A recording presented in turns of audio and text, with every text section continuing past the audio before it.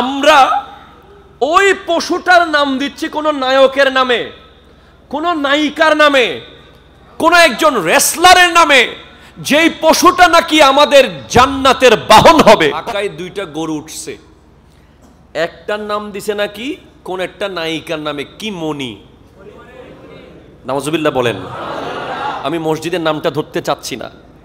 আর একটার নাম দিছে নাকি কি জায়েদ খান নাকি গরুর নাম দিছে। আচ্ছা আপনি বলেন, মানুষের কতটুকু অবক্ষয় হলে, কত নিচে নেমে গেছি আমরা, যেই কুরবানির পশুটার ব্যাপারে বলা হচ্ছে লা ইয়ানালাল্লাহ লুহুমুহা ওয়ালা দিমাউহা ওয়ালাকিন ইয়ানালুহু তাকওয়া মিনকুম। সুবহানাল্লাহ, জোরে বলেন।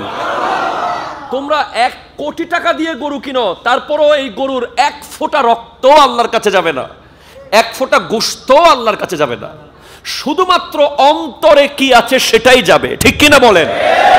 আজ আমি এই প্রোগ্রাম থেকে প্রতিবাদ জানাচ্ছি, যে সমস্ত ব্যাপারীরা, যে সমস্ত গরুর ব্যাপারীরা কোনো নায়কের নামে গরু বাজারে রাখে, কোনো গায়কের নামে গরু বাজারে রাখে, কোনো মৌলবী মৌলানা সাহেবের নামে গরু মাঠে ছাড়ে, তাদেরকে বয়কট করার দিন এসে গেছে, ঠিক কিনা কথা বলেন। তাদের পশু কেনা যাবে না, তাদের পশু কেনা যাবে না, তাদের পশু কেনা যাবে না। এই পশু জান্নাতের বাহন, এটা কোনো নষ্ট নারীর নামে হতে পারে না, ঠিক কিনা বলে। কোনো বেপরদা, কোনো বেহায়া নারীর নামে আল্লাহর রাস্তায় দেওয়া কোরবানি পশু হতে পারে না। আমরা কোরবানির প্রোগ্রামটাকে কেন বুঝি নাই? আপনি একটু বুঝেন না। আপনি যে পশুটা জবে করবেন আপনার ঘরের উঠানের সামনে, সেই জায়গায় শুয়েছিলেন ইব্রাহিম আলাইহিস সালামের সামনে ইসমাইল জবিহুল্লাহ, ঠিক কিনা কথা বলেন। আপনি কেন বুঝেন না?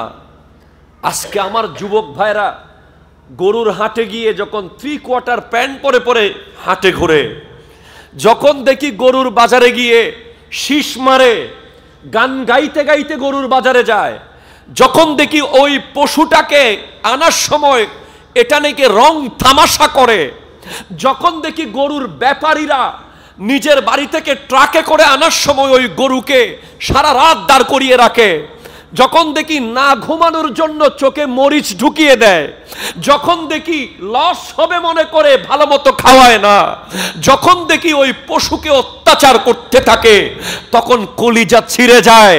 এটা কোরবানি কখনো আমাদের পক্ষ থেকে কবুল হবে না, এটা ভণ্ডামি হবে, ঠিক কিনা কথা বলে।